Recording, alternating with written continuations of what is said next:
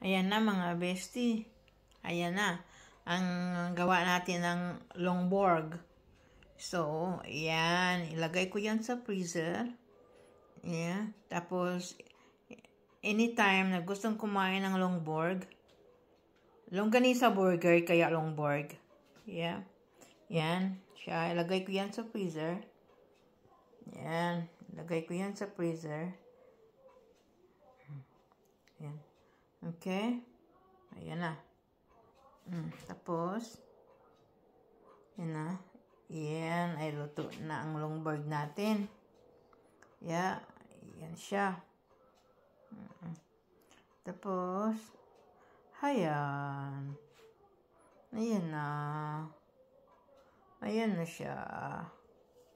Yan. Yan. Ready to eat na yan. Okay. So, kung gusto niyo mag-order sa akin, no, hindi Hindi. Gumawa lang ako ng sarili kong my own version, and then, sarili ko lang para ang asawa ko kasi gusto.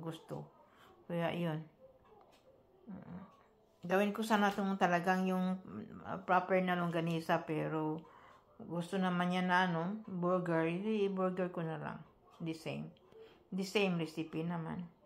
Okay, thank you so much. Bye-bye.